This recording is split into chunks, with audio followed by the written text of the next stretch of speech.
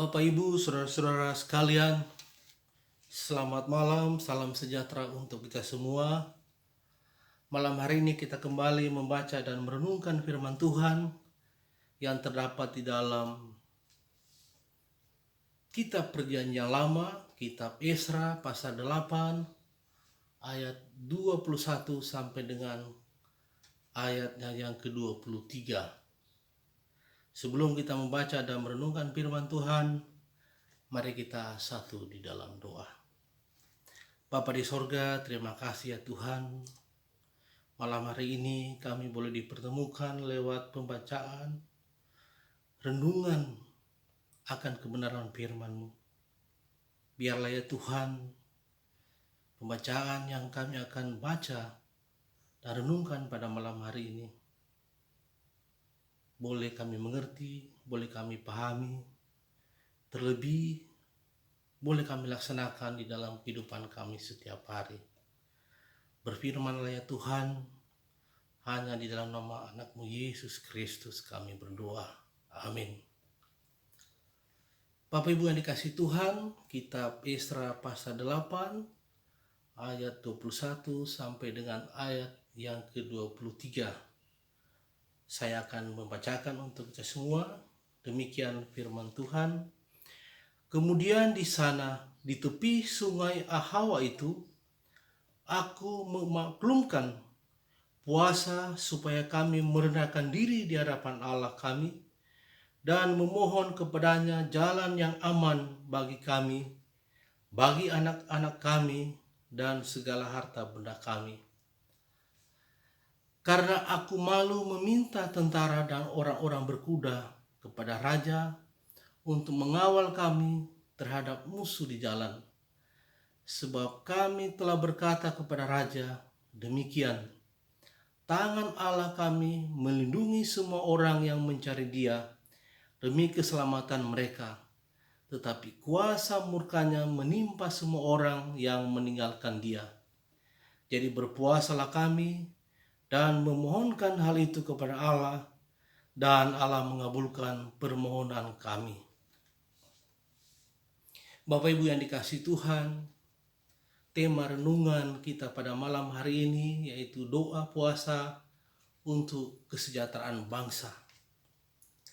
Di kalangan umat Kristen dewasa ini, berbicara tentang doa puasa sering diwarnai dengan berbagai penafsiran. Ada yang berpandangan tidak perlu berpuasa karena Tuhan Yesus sudah berpuasa. Melakukan puasa hanya sekedar agar terlihat lebih rohani dari orang lain. Berpuasa ketika datang masalah berat dengan tujuan Allah mau menyelesaikan berbagai persoalan yang sedang dihadapi. Puasa sudah dilakukan umat sejak zaman dulu. Hal ini dibuktikan oleh Esra. Di tepi sungai Ahawa sebelum memulai perjalanan panjang menuju Yerusalem, Esra bersama umat berpuasa memohon topangan Tuhan agar selamat dalam perjalanan.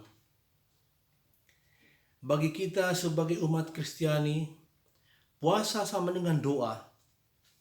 Yang menjadi pertanyaan bagi kita adalah, apakah doa puasa yang kita lakukan sudah dilakukan dengan sungguh-sungguh di hadapan Allah?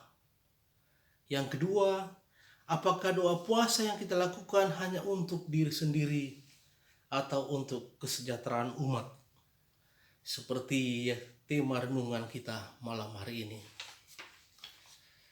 Bapak Ibu kekasih Tuhan, Esra menyadari betul pembuangan ke Babel menjadi suatu pembelajaran yang sangat berharga bagi bangsa Yehuda, bahwa ketidaktaatan kepada Tuhan berdampak dan membawa hukuman bagi kehidupan mereka.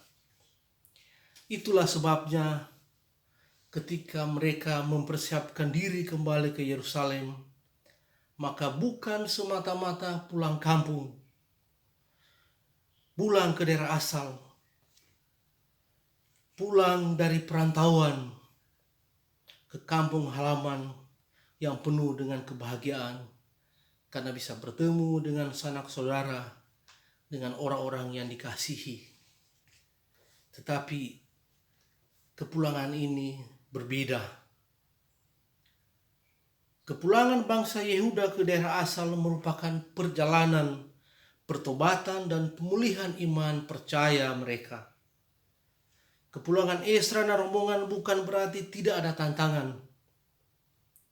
Esra tahu rombongan pertama di bawah pimpinan Zerubabel, seperti yang dikisahkan di dalam Esra pasal 1 sampai dengan pasal 6, di dalam membangun kembali bait Allah, mengalami banyak tantangan dari musuh-musuh mereka. Dengan kondisi ini, Esra dan rombongan meminta pertolongan Tuhan. Di ayat yang ke-21, pembacaan kita malam hari ini, di tepi sungai Ahawa itu, aku memaklumkan puasa supaya kami merendahkan diri di hadapan Allah kami dan memohon kepadanya jalan yang aman bagi kami, bagi anak-anak kami, dan segala harta benda kami. Mereka membutuhkan perlindungan khusus dari Allah. Esra mengajak umat untuk merendahkan diri di hadapan Allah. Inilah kesungguhan doa puasa Esra kepada Allah. Bapak Ibu yang dikasihi Tuhan, sebetulnya Esra bisa saja meminta perlindungan kepada raja atau pemimpin di daerah yang ia lalui. Artasasta, raja negeri Persia, memenuhi semua keinginan Esra. Tetapi pada ayat 22 sampai dengan 23, Esra katakan ia malu sebab ia sudah mengucapkan pengakuan imannya bahwa Allah pasti melindungi dia dan seluruh rombongannya. Bapak Ibu yang dikasihi Tuhan, terkadang kita membutuhkan orang lain ketika kita diperhadapkan pada suatu masalah.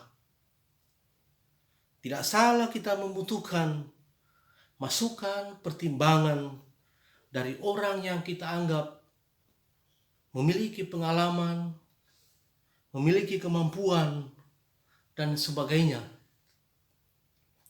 Tetapi jangan salah,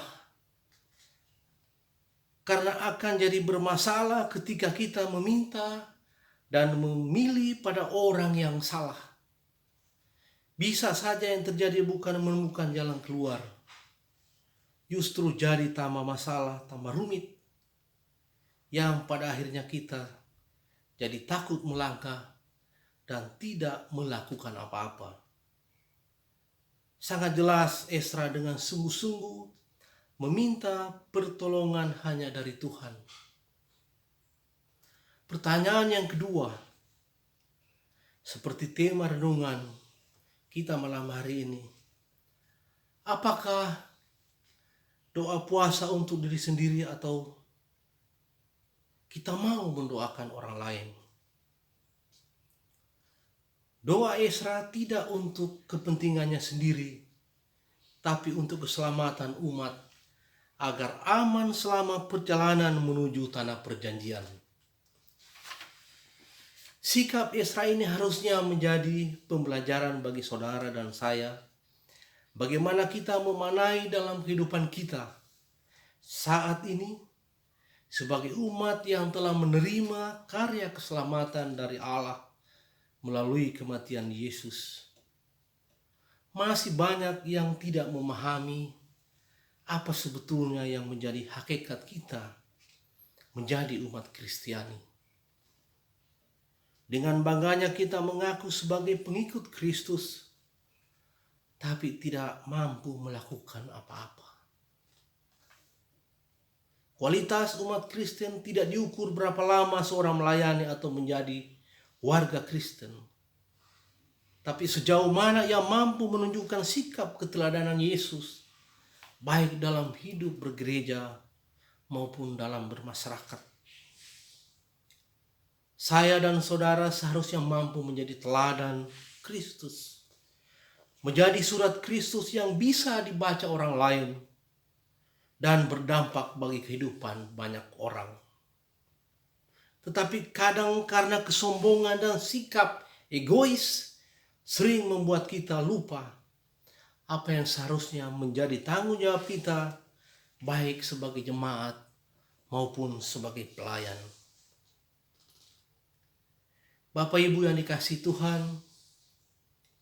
ketika kita tidak mampu lagi menjadi teladan Kristus, ibarat surat yang sudah robek, tidak bisa lagi dibaca, tidak ada gunanya lagi kecuali dibuang.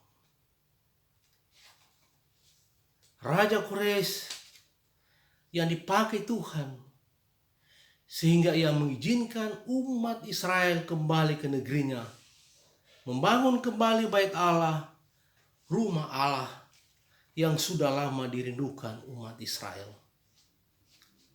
Hal ini juga menjadi kerinduan kita sebagai jemaat Kasih Karunia Badung Bali yang sudah 5 tahun merindukan rumah Tuhan.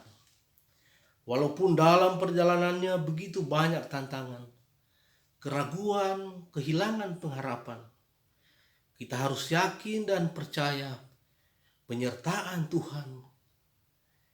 Kita pasti bisa. Melalui perenungan ini, mari belajar dari sikap Esra, merendahkan diri di hadapan Allah dengan sungguh-sungguh, meminta pertolongan Tuhan. Tuhan pasti campur tangan apapun pergumulan kita saat ini. Yang kedua, hidup kita tidak bisa hanya untuk diri sendiri, hanya untuk kelompok dan golongan, tetapi harus menjadi berkat bagi semua orang yang harus kita realisasikan di tengah keluarga, persekutuan gereja, bermasyarakat, dan berbangsa. Oleh karena itu, kita harus bersyukur atas berkat hidup yang telah dianugerahkan Tuhan bagi kita. Untuk bersama bergandengan tangan, memikul tanggung jawab secara bersama, pasti tidak ada yang berat. Semuanya akan menjadi ringan ketika kita sungguh-sungguh melakukan dengan ketulusan. Tuhan memberkati. Amin.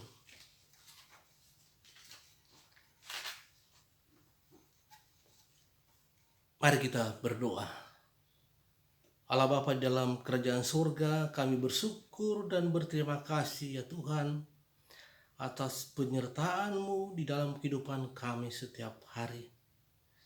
Tuntun dan urapi kami, mampukan kami dengan Roh-Mu, agar renungan firman yang sudah kami baca dan dengar malam hari ini bisa kami realisasikan dalam kehidupan beriman kami setiap hari. Di tengah pergumulan hidup yang sedang kami alami saat ini karena kehilangan pekerjaan, kehilangan usaha, kiranya Tuhan tidak meninggalkan kami. Kuatkan kami untuk tetap setia kepada-Mu. Kami menyerahkan jemaat-Mu yang dalam keadaan sakit, kelemahan tubuh baik yang dirawat di rumah sakit maupun di rumah masing-masing. Kiranya Tuhan pakai obat yang digunakan, para perawat dan dokter sebagai jalan penyembuhan. Berkati kami jemaat Kasih Karunia Badung Bali dalam setiap program kerja yang sudah kami buat. Mohon campur tangan Tuhan agar apa yang menjadi kerinduan kami membangun gereja-Mu bisa terwujud untuk hormat dan kemuliaan nama Tuhan. Kami pertaruhkan pemerintah kami dari pusat sampai ke daerah, kiranya bisa menjalankan roda pemerintahan dengan sebaik-baiknya untuk kesejahteraan seluruh rakyat yang lebih baik di masa mendatang. Ya Tuhan, inilah permohonan kami yang kami alaskan di dalam nama Yesus yang telah mengajar kami berdoa. Bapa kami di sorga, dikuduskanlah nama-Mu, datanglah kerajaan-Mu, jadilah kehendak-Mu di bumi dan di sorga. Berikanlah kami pada hari ini makanan kami yang secukupnya, dan ampunilah kami akan kesalahan kami, seperti kami juga mengampuni orang yang bersalah kepada kami. dan janganlah membawa kami ke dalam pencobaan, tetapi lepaskanlah kami daripada yang jahat, karena Engkaulah yang mempunyai kerajaan, kuasa, dan kemuliaan sampai selama-lamanya. Amin.